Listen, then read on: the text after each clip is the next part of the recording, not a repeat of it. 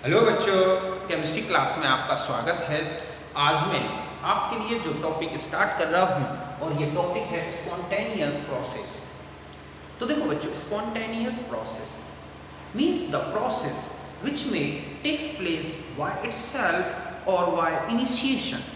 समझे बच्चों, ऐसे प्रोसेस जो अपने आप चल रहे हैं या जिन्हें एक बार इनिशिएट कर दिया जाए तो वो क्या है, चलते रहते हैं।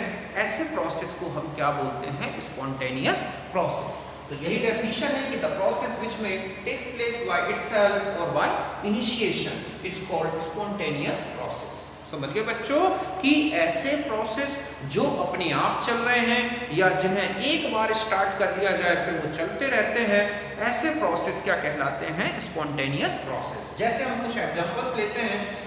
एक तो वो है spontaneous process which are takes place by themselves. ऐसे प्रोसेस जो कि अपने आप चल रहे हैं, ये चलते हैं, जैसे कि dissolution of salt in water. आप सॉल्ट को पानी में डिसॉल्व कर दो, अपने आप डिसॉल्व हो जाएगा। ठीक है। Effusion of gas from high pressure region. किसी हाई प्रेशर में अगर गैस है और उसे आप नॉक खोल दो तो गैस एक पिन होल से बाहर आने लगेगी, ये अपने आप हो जाएगा। ठीक है। तो ये भी एक क्या है, एक स्पॉन्टेनियस प्रोसेस है। Flow of heat from hot part two cold part. अगर ये मान लो रॉड है, ये इस तरफ गर्म है और इस तरफ ठंडी, तो यहाँ से गर्म जो पार्ट है, हॉट पार्ट है, अपने आप हीट जो है कोल्ड पार्ट में आ जाएगी। इसके लिए हमें कोई वर्क की जरूरत नहीं पड़ेगी। ठीक इसी तरह से flow of water down a hill. Hill से पानी नीचे अपने आप आ जाएगा। ठीक इसी तरह से करंट को देखें आप, फ्लो ऑफ करंट जो है इलेक्ट्रिक करंट अपने आप पास हो जाता है लो हाई पोटेंशियल से लो पोटेंशियल की तरफ। इसी प्रकार से आप evaporation of water in open vessel, खुले कंटेनर में या वेजल में वाटर हो तो अपने आप वेपोराइज्ड हो जाएगा। तो ये सब ऐसे प्रोसेस हैं जो अपने आप चलते हैं, हमें इसमें कोई एक्सटर्नल एजेंसी या एक्सटर्नल वर्क की जरूरत नहीं होती। और भी हो सकते हैं। फिर अदर टाइप्स में देखें कि process which take place by initiation. अब कुछ ऐसे भी प्रोसेस हैं, ठीक है, जो कि क्या होते हैं बच्चों, इन्हें इनिशिएट करने की जरूरत होती है एक बार, फिर ये चलते रहते हैं। जैसे गाड़ी का इंजन है, एक बार आप चालू कर दें फिर वो चलता रहेगा, वो भी एक क्या है, इसी तरह का spontaneous process. Combustion of coal, wood, hydrocarbon, लकड़ी है, कोयला है, एक बार जला दो फिर जलते रहेंगे। लाइटनिंग ऑफ कैंडल है, कैंडल को जला दो एक बार, है ना। Combination of H2O2 hydrogen oxygen का कॉम्बिनेशन है। ऐसे बहुत सारे प्रोसेस मिल जाएंगे जो एक बार इनिशिएट होते हैं फिर अपने आप चलते हैं। तो इस तरह के प्रोसेस आपने देखे स्पॉन्टेनियस में कि टू टाइप से ऑपरेट होते हैं, एक तो अपने आप और एक इनिशिएट करने में। तो आप इन्हें पहले लिखें।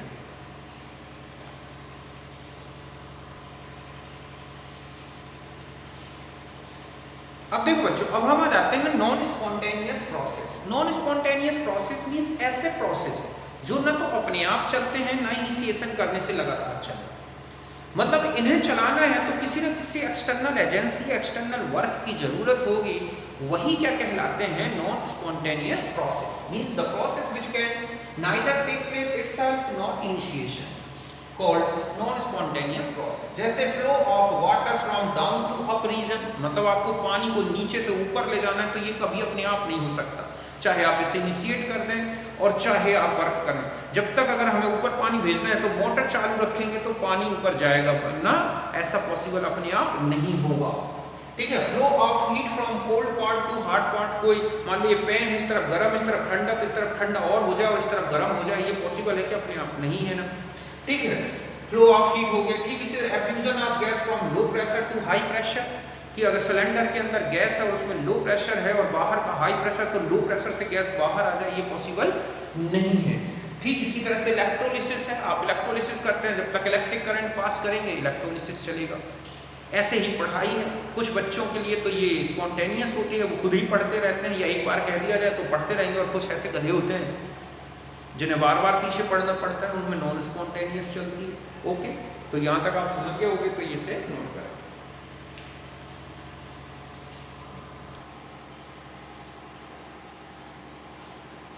अब देखो बच्चों, अब हम आ जाते हैं driving forces of spontaneous process. Means जो स्पॉन्टेनियस प्रोसेस है उनको ऑपरेट करने वाले कौन से फोर्सेस हैं जो उन्हें स्पॉन्टेनिटी देते हैं, मींस उन्हें स्पॉन्टेनियस चलाते हैं। आखिर ये एनर्जी कहाँ से आती है। ओके, तो वही इसकी डेफिनेशन है कि the forces which are responsible for spontaneity of spontaneous process, ऐसे फोर्सेस जो स्पॉन्टेनियस प्रोसेस की स्पॉन्टेनिटी के लिए रिस्पॉन्सिबल हैं उनको बोलते हैं driving forces. Okay, two types of forces are responsible for spontaneity of such process. एक दिया गया मिनिमम एनर्जी स्टेट, समझ गए बच्चों कि इस तरह के जो स्पॉन्टेनियस प्रोसेस हैं इनको स्पॉन्टेनिटी के लिए टू टाइप्स के फोर्सेस रिस्पॉन्सिबल हैं। एक तो होता है मिनिमम एनर्जी स्टेट। देखो मिनिमम एनर्जी स्टेट में ये बोला गया कि the process will be spontaneous when there is decrease in energy in its movement. मतलब ऐसा प्रोसेस अपने आप चलेगा जिसके चलने से सिस्टम की जो एनर्जी है वो डिक्रीज हो जाए। ओके, इसमें यही बोला गया कि the process will be spontaneous when there is decrease in energy of system in its movement. समझ गए बच्चों कि इसमें यह बोला गया कि ऐसा प्रोसेस स्पॉन्टेनियस होगा जिसके चलने से क्या होगा, एनर्जी, सिस्टम की एनर्जी डिक्रीज हो जाए। जैसे आप देखोगे एक्सोथर्मिक रिएक्शंस हैं, जो एक्सोथर्मिक होती हैं वो अपने आप चलती हैं। ऐसा क्यों होता है बच्चों? क्योंकि एक्सोथर्मिक रिएक्शंस में हीट निकल जाती है और बनने वाला प्रोडक्ट रिएक्टेंट के रिस्पेक्ट में ज़्यादा स्टेबल हो जाता है, तो वो स्पॉन्टेनियस होती हैं। जैसे N2 3H2NH3 एक बार बनना स्टार्ट हो जाए तो बनती रहेगी। कंबस्जन रिएक्शन देखो, जितने भी कंबस्जन है, जलाना किसी चीज़ को, वो भी अपने आप चलता है। क्यों? क्योंकि जब कंबस्जन होता है, ऑक्सीडेशन होता है मैटर का, तो हीट रिलीज होती है और बनने वाला प्रोडक्ट हाईली स्टेबल हो जाता है। ओके, ठीक इसी तरह से अगर आप और भी एग्जांपल्स देखें कि जो लो मिनिमम एनर्जी स्टेट को अचीव करते हैं, ठीक है, आप देखोगे कि फ्लो ऑफ वाटर फ्रॉम, ठीक है, hill, flow of water in hill to down. ऐसा क्यों होता है बच्चों कि हिल में जो है वाटर नीचे की तरफ आता है? Because water achieve lower potential energy state why flow from, ठीक है, हिल टू डाउन। मतलब आप देखोगे किसी पहाड़ में नीचे की तरफ पानी बहता है, तो ऐसा क्यों होता है बच्चों? ऐसा होने से वाटर की जो पोटेंशियल एनर्जी है वो क्या हो जाती है? कम। ठीक इसी तरह से हीट का ट्रांसफर हो जाना, अगर ट्रांसफर हॉट रीजन में है हीट, तो अपने आप कोल्ड रीजन की तरफ ट्रांसफर हो जाती है। क्यों? क्योंकि ऐसा होने से हॉट रीजन में हीट कंटेंट कम हो जाएगा। तो इसीलिए इसमें ले सकते हैं कि फ्लो ऑफ हीट, ठीक है, फ्रॉम हॉट पार्ट टू, ठीक है, cold part, because hot part achieve low heat content while flow of heat। Okay, कि हीट को फ्लो कर देता है जिससे उसके हॉट रीजन में हीट कंटेंट कम हो जाए। आपने देखा होगा जिसके पास बहुत पैसे हो जाए एकदम से, तो उसकी एनर्जी बढ़ जाती है और वो किसी तरह से कुट पिट के, मार खा के, पुलिस केस बना के और अपने आप को लोअर एनर्जी स्टेट में ला देता है। ये अपने आप चलता है, ये नेचर का है कि जो चीज़ हाई एनर्जी की है वो हमेशा लो एनर्जी में आएगी, तभी वो स्टेबल होगी। ओके, तो आप इसे नोट करें।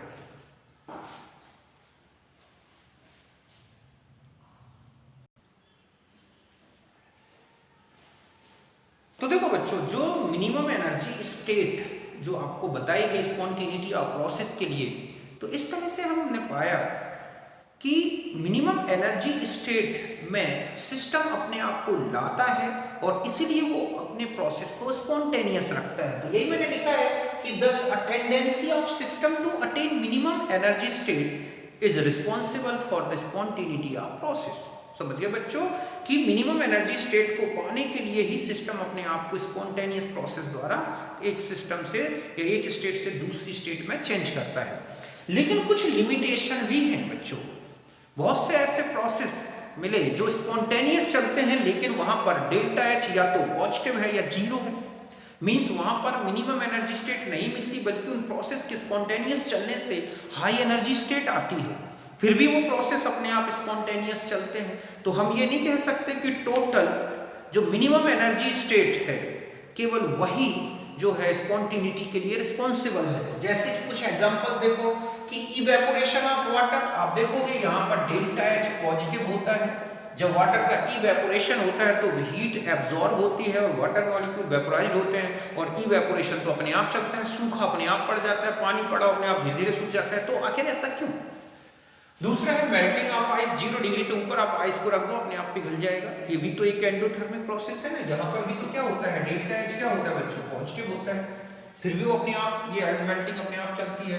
Dissolution of salt, ammonium chloride, sodium chloride, KCl, बहुत सारे सॉल्ट्स हैं, जब डिसॉल्व होते हैं तो उनको हीट की जरूरत होती है, उनमें एंडोथर्मिक सॉल्युबिलिटी होती है, फिर भी डिसॉल्व हो जाते हैं। ओके, ठीक इसी तरह से डिफ्यूजन ऑफ गैसेस, वहाँ तो डेल्टा एच 0 है, फिर भी गैस अपने आप बाहर आ जाती है। इसी तरह से ये एक रिएक्शन है, यहाँ पर भी डेल्टा एच क्या है बच्चों, 0 होता है, इसमें डेल्टा एच क्या होता है, पॉजिटिव। तो ऐसे बहुत सारे प्रोसेस हैं जो कि क्या है, स्पॉन्टेनियस हैं, फिर भी और उनमें एनर्जी स्टेट लो ना मिलके हाई एनर्जी स्टेट आती है। तो हम ये नहीं कह सकते कि minimum energy state only can not be the sole criterion of spontaneity या predicting the spontaneity of process. हम ये नहीं कह सकते कि सारी स्पॉन्टिनिटी के लिए केवल लो एनर्जी स्टेट ही रिस्पॉन्सिबल है। सो फिर एक दूसरा एक फैक्टर और दिया गया, ठीक है, some other factor also must be responsible for, ठीक है, स्पॉन्टिनिटी ऑफ प्रोसेस। फिर इसके बाद कि ये जो लिमिटेशन आई, इसके बाद एक नया दूसरा फैक्टर बताया गया जो स्पॉन्टिनिटी के लिए रिस्पॉन्सिबल होते हैं। तो हम उसको देखते हैं, पहले आप इसे नोट करें।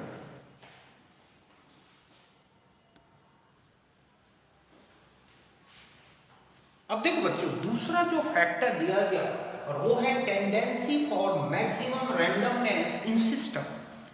मतलब दूसरा जो स्पॉन्टिनिटी के लिए जो रिस्पॉन्सिबल ड्राइविंग फोर्स है और वो है randomness of the particle in system. मतलब इसमें ये बोला गया कि process will be spontaneous when there is increase in randomness of the particle in system in its movement. Okay, ठीक है, particles of the system in its movement. मतलब इसमें बोला गया कि प्रोसेस के मूवमेंट होने से अगर सिस्टम के पार्टिकल्स में रैंडमनेस बढ़ती है तो ऐसा जो प्रोसेस है वो स्पॉन्टेनियस होगा। The process will be spontaneous when there is increase in randomness of the particle of system in its movement। समझ गए बच्चों कि प्रोसेस चलने से सिस्टम के पार्टिकल्स में अगर रैंडमनेस बढ़ता है तो ये प्रोसेस स्पॉन्टेनियस होगा। जैसे आपने देखा कभी कि diffusion of gases, delta H 0 था, फिर भी ये क्या होता है, स्पॉन्टेनियस है। तो वहां पर मिनिमम एनर्जी स्टेट वाला कॉन्सेप्ट तो नहीं लगता, लेकिन डिफ्यूजन ऑफ गैसेस में जब गैस डिफ्यूज होती है, फैलती है, तो उसमें रैंडमनेस बढ़ जाती है, इसीलिए स्पॉन्टेनियस हो जाती है। इवेपोरेशन ऑफ वाटर, वहां पर डेल्टा एच पॉजिटिव था, ये फैक्टर, ठीक है, तो मिनिमम एनर्जी स्टेट तो फेवरेबल नहीं था, लेकिन जब इवेपोरेशन होता है तो मॉलिक्यूल्स गैसियस स्टेट या वेपर स्टेट में जाते हैं तो उनमें रैंडमनेस बढ़ जाती है। तो यहाँ पर ये फैक्टर लगता है या ये वाला कॉन्सेप्ट लगता है। ठीक है, dissolution of salt in water, वहाँ पर आप देख रहे थे डेल्टा एच पॉजिटिव था, फिर भी वो डिसोल्यूशन होता है। रीजन है कि जब सॉल्ट डिसोल्यूट होता है तो पार्टिकल फैल जाते हैं, उसमें भी रैंडमनेस बढ़ जाती है। ऐसे बहुत सारे प्रोसेस हैं जहाँ डेल्टा एच पॉजिटिव होने के बाद भी वो अपने आप ऑपरेट हो रहे हैं, स्पॉन्टेनियस है। तो उसमें ये फैक्टर, हम ये कहें कि ये वाला जो कॉन्सेप्ट है, लगता है कि मैक्सिमम रैंडमनेस की कंडीशन में अगर सिस्टम आता है प्रोसेस में तो वो स्पॉन्टेनियस होगा। अब आ जाते हैं कि इसमें भी कुछ लिमिटेशन है, जैसे लिक्विफिकेशन ऑफ गैसेस, ठीक है, सॉलिडिफिकेशन ऑफ गैसेस, लिक्विड्स, ये अपने आप चलने वाले प्रोसेस है। इनमें तो रैंडमनेस डिक्रीज होती है, फिर भी ये कैसे अपने आप चल जाते हैं, मींस तो यही लिखा है मैंने, लिक्विफिकेशन, सॉलिडिफिकेशन, ठीक है, और spontaneous process since these are accompanied with decrease of the randomness. अगर आप किसी गैस का, ये है मान लो O2 और गैस है और आप उसे कूल करते हैं, कूलिंग इफेक्ट डालते हैं, ठीक है, तो आप देखोगे कि वो सॉलिड में आ गई मान लो, या लिक्विड में आ गई, और ज्यादा चले जाए तो O2 सॉलिड में आ जाएगा।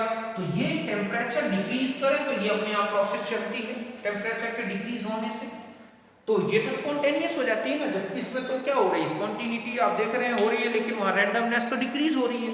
तो ऐसे प्रोसेस में तो हम ये कह सकते हैं, यहां पर भी हम ये कह सकते हैं कि ओनली रैंडमनेस, या इस तरह से कि only maximum, okay, maximum randomness position, ठीक है, randomness state is not only for driving और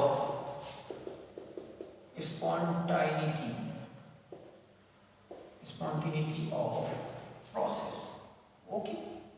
कि अब हम यहाँ रैंडमनेस का कॉन्सेप्ट लगाएं तो ये भर अकेला रिस्पॉन्सिबल नहीं है, लो हीट का कॉन्सेप्ट लगाएं तो वो भी एक जो है रिस्पॉन्सिबल नहीं है। तो अब हम आएंगे कि आखिर क्या फैक्टर होगा, ओके। तो पहले आप यहाँ तक नोट करें।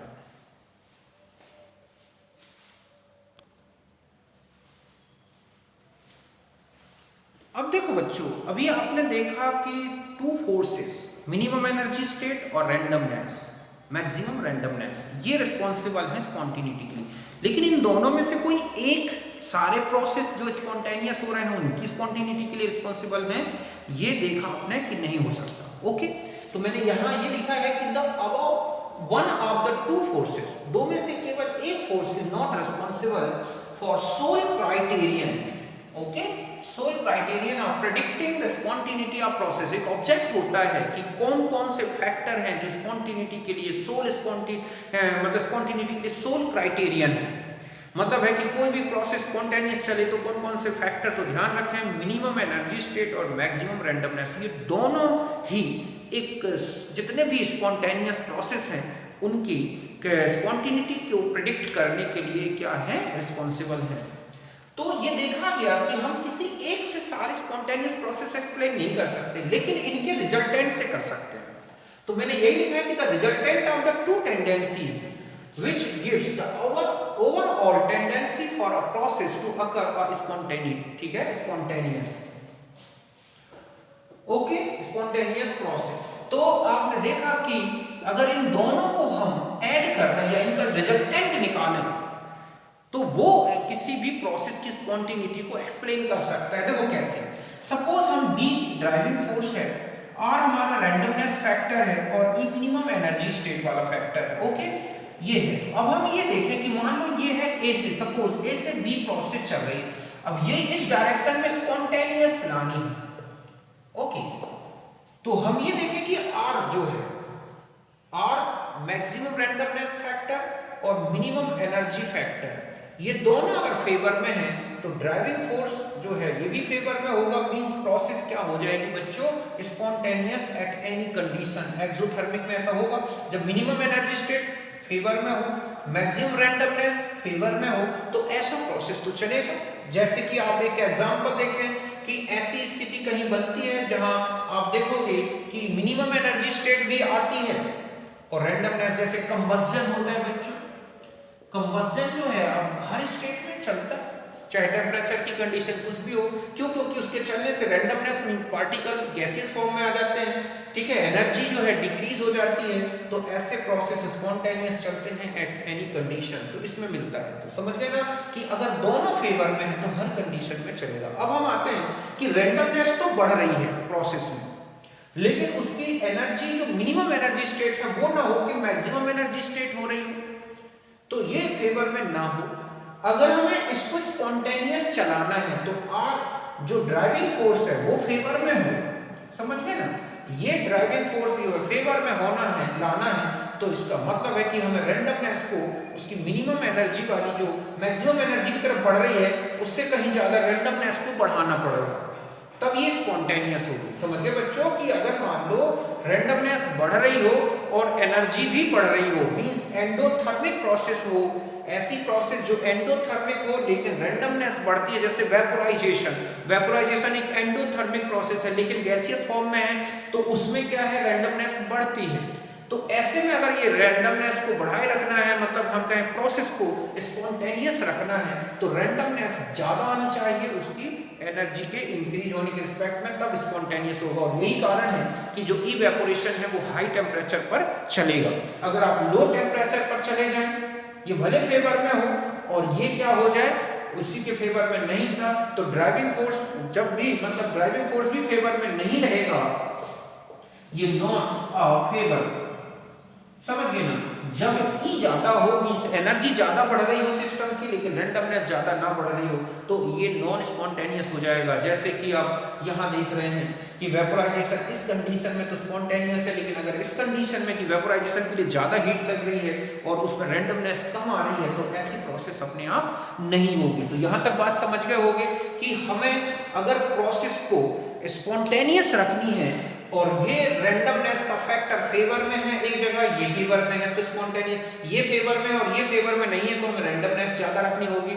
ये फेवर में है लेकिन अगर हम रैंडमनेस को कम कर मतलब रैंडमनेस तो फेवर में है लेकिन एनर्जी फैक्टर फेवर में नहीं है तो फिर नॉन स्पॉन्टेनियस हो जाएगी। तो यहां तक बात समझ गए होंगे, पहले आप इसे नोट करें।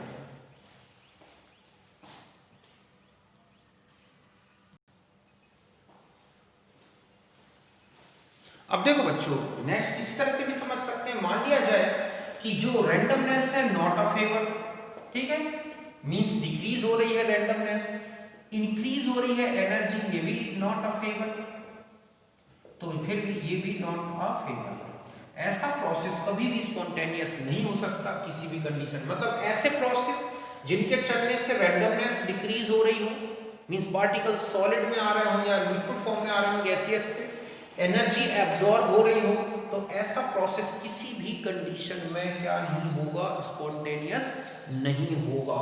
दूसरी कंडीशन है कि आर फेवर में नहीं है, मतलब रैंडमनेस तो डिक्रीज हो रही है प्रोसेस चलने से लेकिन मिनिमम एनर्जी स्टेट मिल रही है, तो ऐसे प्रोसेस तब स्पॉन्टेनियस हो जाएंगे जब ये फैक्टर इससे कहीं ज्यादा, ठीक है, बड़ा हो मींस ये वैल्यू ज्यादा हो और ये कम हो, तो वो स्पॉन्टेनियस होगी। जैसे लिक्विफिकेशन है और सॉलिडिफिकेशन, लिक्विफिकेशन और सॉलिडिफिकेशन में रैंडमनेस फैक्टर तो फेवर में नहीं होता, क्यों, क्योंकि गैस या लिक्विड से सॉलिड में आ रहे हैं, लेकिन उसमें एनर्जी रिलीज होती है, एनर्जी रिलीज होगी तो प्रोसेस तब फेवर में आ जाएगी जब स्पॉन्टेनियस हो जाएगी, जब एनर्जी ज्यादा रिलीज हो और रैंडमनेस उसका जो है क्या ना कर पाए, कॉम्पनसेट, तब ऐसे में प्रोसेस स्पॉन्टेनियस होगी। अगर रैंडमनेस यही है और ये फेवर में है लेकिन ये वैल्यू कम है और ये ज्यादा है, आर की वैल्यू जो है वो जो है रैंडमनेस ज्यादा डिक्रीज हो रही है, जो हिसाब से एनर्जी रिलीज नहीं हो रही है, तो प्रोसेस नॉन स्पॉन्टेनियस होगी। हालांकि हम इस स्पॉन्टेनिटी को डेल्टा एच और डेल्टा एस के बेस पर गिब्स हेल्महोल्ट्ज इक्वेशन में अच्छी तरह से और समझेंगे, जहां पर आपको डेल्टा एच और डेल्टा जो है एस की वैल्यूज दे रखे होंगे और फिर पूछा जाएगा कि कब प्रोसेस स्पॉन्टेनियस होगा नहीं होगा, तो वो हम गिब्स हेल्महोल्ट्ज इक्वेशन के बेस पर अच्छी तरह से समझेंगे और उससे रिलेटेड क्वेश्चन आते हैं। इसमें पूछा जाता है, जो सबसे इंपॉर्टेंट क्वेश्चन बनता है बच्चों, जो कंपटीशन में आता है कि इनमें से कौन सा फैक्टर जो है स्पॉन्टेनिटी के लिए रिस्पॉन्सिबल है। तो ध्यान रखें, मिनिमम एनर्जी स्टेट और मैक्सिमम रैंडमनेस, ये दोनों फैक्टर जो हैं अगर ये फेवर में है तो प्रोसेस स्पॉन्टेनियस होगी। इनमें से कोई एक फेवर में नहीं है, दूसरा फेवर में है, तो ये इनके मैग्नीट्यूड पर डिपेंड करेगा कि कौन ज्यादा है और कौन कम है। तो स्पॉन्टेनिटी के लिए जरूरी है कि टोटल जो दोनों का रिजल्टेंट है ड्राइविंग फोर्स, वो अगर प्रोसेस के फेवर में है तो प्रोसेस चलेगा, चाहे इनमें से कोई फेवर में हो, दोनों में से कोई फेवर में हो कोई ना हो, लेकिन इनका रिजल्टेंट अगर फेवर में है तो प्रोसेस क्या होगा, स्पॉन्टेनियस होगा, जो मैंने आपको बता दिया डी के बेस पर। ठीक है, तो इस तरह से ये था स्पॉन्टेनियस प्रोसेस, फोर्स ऑफ, ठीक है, स्पॉन्टेनिटी। अब हम मिलेंगे नेक्स्ट टॉपिक में जिसमें हम लेंगे एंट्रोपी और different types of entropy changes in different process, फिर गिब्स हेल्महोल्ट्ज इक्वेशन और स्पॉन्टेनिटी के बारे में। तो मिलते हैं नेक्स्ट वीडियो में, तब तक के लिए आप सबको मेरा नमस्कार, bye, thank you, see you again.